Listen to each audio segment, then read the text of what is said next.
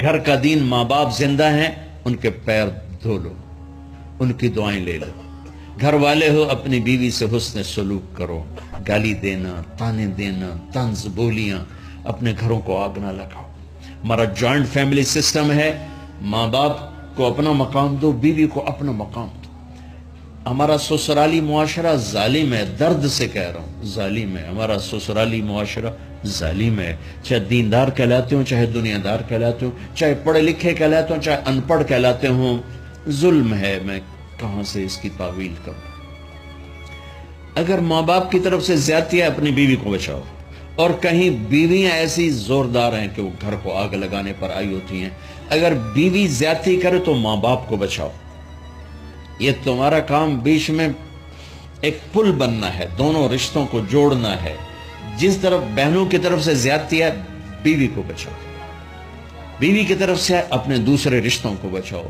ہم اس میں افراط ہوتا یعنی کمی زیادتی کا شکار ہیں. کچھ ماں باپ کے پریشر میں بیویوں پر ظلم ڈھا دیتے ہیں، اور کچھ بیویوں کے پریشر میں ماں باپ کو ذلیل کر دیتے ہیں.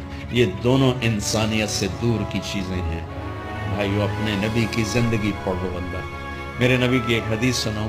میرے نبی نے فرمایا یہ جو میرے مدینے والے لوگ ہیں نا، یہ بڑے اچھے ہیں.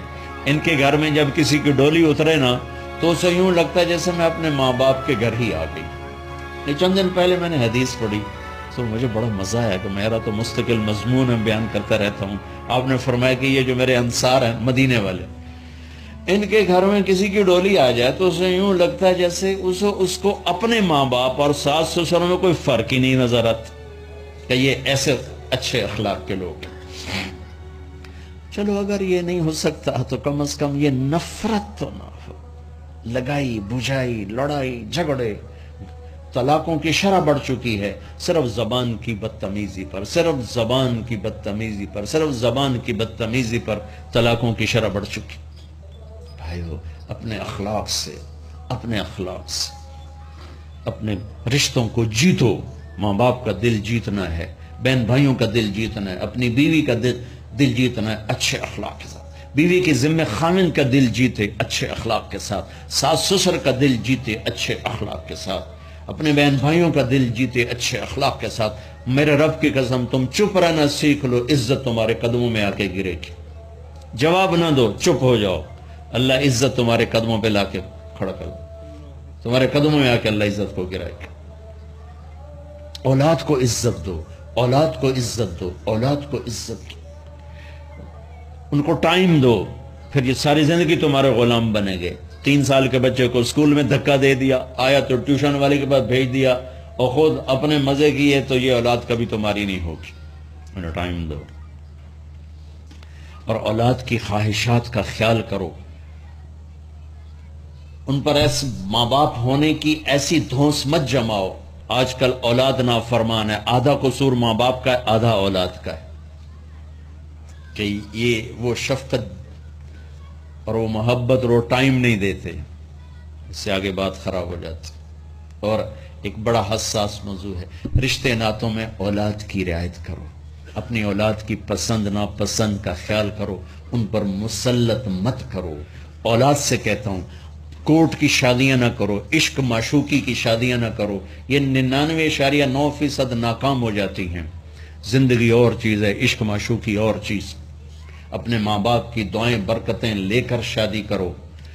لیکن ماں باپ سے کہتا ہوں اگر کہیں بچی کہہ دے میں نے نہیں کرنی یہاں، تو اللہ کے واسطے اس کی رعایت کرو. اس کو گائے بھینس نہ بناؤ کہ جس قلے نال مرضی جا کے بن چھڑو. انسان ہے، جانور نہیں ہے، انسان ہے. زندگی جس نے گزارنی اس کی رعایت کرو، اس کی رعایت کرو. اولاد سے کہتا ہوں ایسے لو میرج اور گرل فرینڈ بوائے فرینڈ ہمارا کلچر نہیں ہے، یہ ہلاکت اور تباہی کا راستہ. میں قربان جاؤں میرے نبی کی صاحبزادی جنت کی عورتوں کی سردار کا رشتہ آسمان پہ طے ہو چکا ہے کہ علی کے ساتھ کیا جائے گا. خبر آ چکی، جبریل آ چکے ہیں کہ یا رسول اللہ فاطمہ علی کے لیے ہے، اور حضرت علی رشتے کا پیغام لے کر آئے ہیں. اور آپ فرما رہے ہیں انشاءاللہ. ہاں نہیں کی کہ انشاءاللہ. ہاں تو ہو چکی ہے انشاءاللہ. ہاں کیوں نہیں کی؟ ہاں ہو چکی. آپ کو سبق سکھانے کے، ہمیں شریعت سکھانے کے. گھر تشریف لے گئے، فاطمہ بیٹی علی کا رشتہ آیا ہے، ہاں کر دوں؟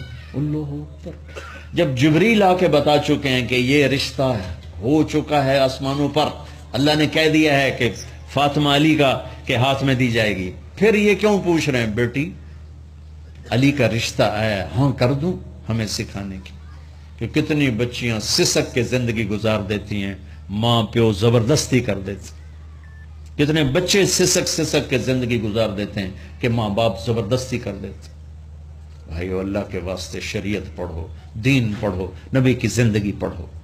حضرت فاطمہ رضی اللہ تعالیٰ عنہ کا انکار کرنا تھا، کیا خیر آج کل کی شریف بچی بیچاری چپ کر کے کہتی ٹھیک ہے جی میں ماں پیو دی مرضی، تو فاطمہ جیسی ہستی کوئی تصور کر سکتا ہے؟ کہیں گی نہیں، وہاں سے اقرار ہی تھا، لیکن ہمیں پیغام دینا تھا، سکھانا تھا کہ یا رسول اللہ جیسے آپ بس علی جاؤ لوگوں کو بلاؤ، پھر لوگوں کو بلاؤ، پھر آپ نے نکاح پڑھایا، پھر رخصتی ہوئی، بلا کر کے آپ نے فاطمہ کا ہاتھ پکڑا اور یوں علی کے ہاتھ میں دے کر کہا علی تمہیں نبی کی بیٹی مبارک۔ اور پھر فرمایا فاطمہ مجھے جو سب سے زیادہ محبوب تھا میں نے تیرا ہاتھ اس کے ہاتھ میں دے دیا۔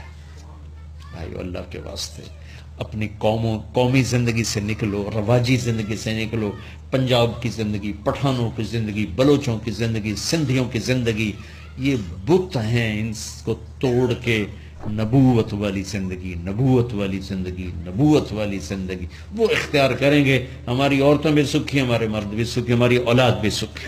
تو سارے بھائی نیت کرتے ہیں نا اس کی انشاءاللہ۔